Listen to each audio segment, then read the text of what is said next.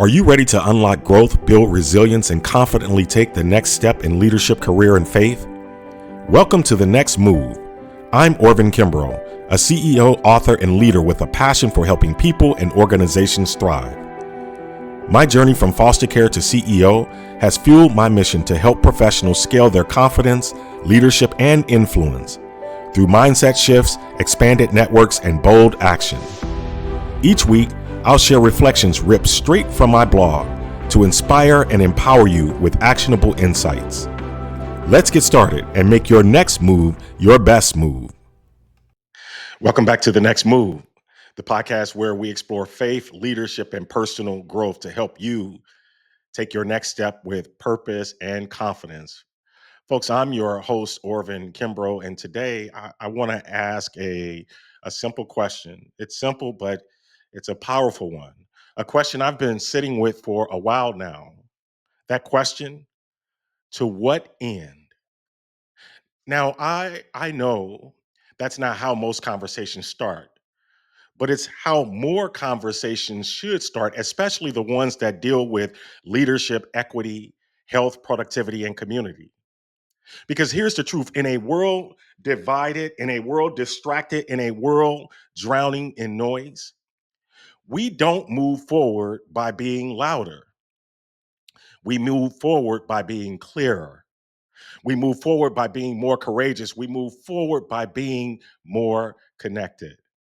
So, in today's episode, we're going to unpack how asking to what end can bring us back to shared purpose and help us reframe how we lead, how we live, and how we serve in our communities. So let's get into it. Let me start here.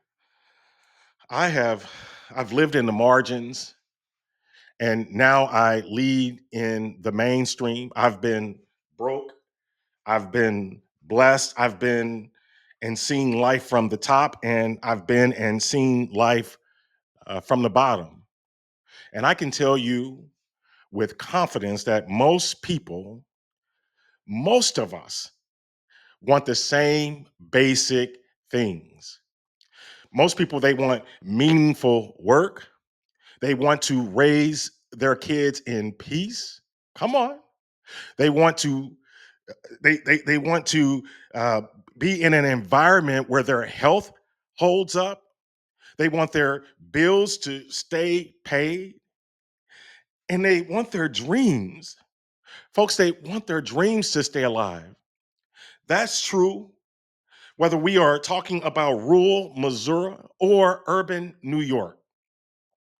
That's true in church, synagogue, mosque, pews, and the boardroom. That's true for people who vote any which way or not at all. But somehow we've let the way we talk about these things, we've let the way we talk about these things divide us. Words like equity, like inclusion, or even health gets politicized. The very language that should bring us together start pushing us apart. So I ask again, to what end? What are we actually trying to build together? One of the lessons I've learned as a volunteer commissioner with the National Academy of Medicine, and as a CEO, as a writer, as a father, as someone who is in many places, is that language shapes outcomes, and too often we're leading with words instead of outcomes.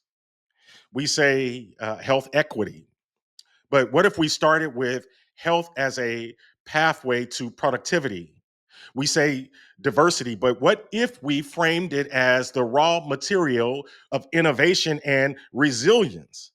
Because here is what I know: a healthy person can work, a working person can earn, and an earning person, well, they can care for their families. They can build their neighborhood. They can contribute to their community. Folks, that's not ideology, that's infrastructure. That's how we build a society that doesn't just talk about fairness, but functions with it. So maybe the conversation isn't about softening our values. Maybe the conversation is about sharpening our aim. Hmm. Just think about that for a second. You know, I want to challenge you. I want to challenge us to think about focus as a form of courage. Just hear me out. Just think about focus as a form of courage because clarity costs something. So, what does it cost? It costs ambiguity, it costs comfort, it costs applause from the echo chamber. But it's the only thing, clarity is the only thing that gets results. Imagine if every civic leader, if every business owner, if every nonprofit aligned around one goal. What's that goal? I don't know. Let's increase the number of healthy, productive earners. That's it. That's the charge. We're not just feeding people, we're helping them thrive. We're not just providing services, we are actually building stability. We're not just creating access, we're creating agency. That's what I mean when I say focus is the new bold. Hmm. Did you catch that? Focus, focus, focus. Focus is the new bold. Now, let me say this. This is not about avoiding hard truths. I believe in equity.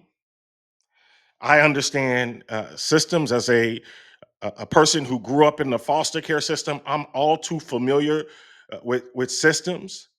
I've lived the struggle.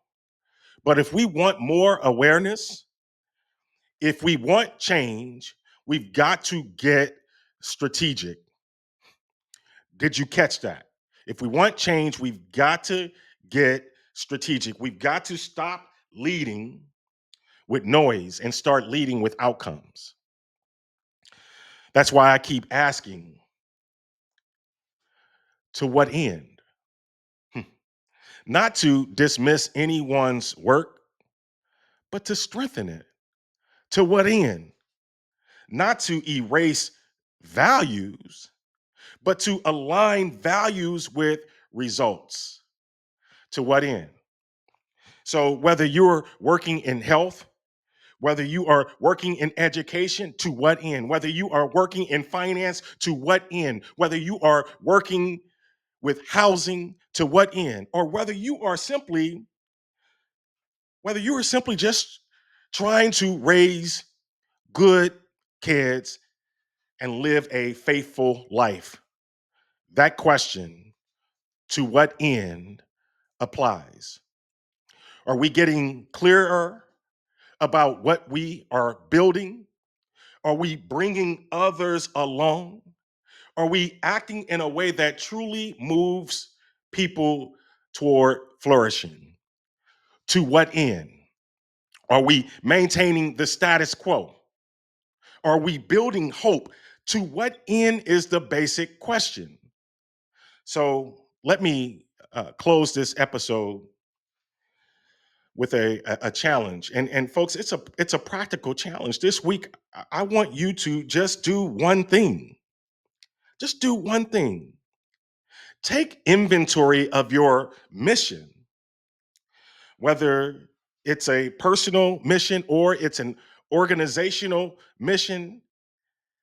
Take inventory and ask, to what end? And when you answer the question, make sure The answer includes human flourishing. Make sure it includes people thriving. Make sure it includes more people to be positioned to become earners, to become caretakers, to become innovators and leaders. To what end? Because health isn't just a moral good, it's a strategic one. To what end? And equity isn't just about fairness, it's about unlocking human potential at scale. To what end? We don't need louder voices right now. We need bolder clarity. We need deeper connection. That's how we, folks, that's how we make the next move together. To what end? Thank you for joining me on today's episode of The Next Move. Folks, if this message resonated with you, I'd love for you to share it. I'd love for you to leave me a review. I'd love for you to send me a comment, post a comment on what this triggered in you to think. This message isn't to divide us, it's simply to focus us. It's to bring us together. Share this message with somebody else. And if you want more resources on leadership, purpose, and human flourishing, head over to The Accidental Banker or orvinkimbrough.com and sign up for the newsletter. You can also connect with me on LinkedIn or Facebook just by searching my name. Until next time, remember, it's not about being louder. It's about being clearer. It's about being more courageous. It's about being more connected. Let's keep asking the question that moves us forward, that moves our families forward, that moves our community forward. To what end? Thank you for tuning in to The Next Move. I hope today's reflection inspired you to take the next step in your leadership, career, or faith journey. If this episode resonated with you, share it with someone who might need a little encouragement this week. Don't forget to subscribe so you never miss an episode. And if you'd like more reflections or resources, visit orvinkimbrough.com or theaccidentalbanker.com. Until next time, remember, every step you take brings you closer to thriving. Let's keep moving forward together.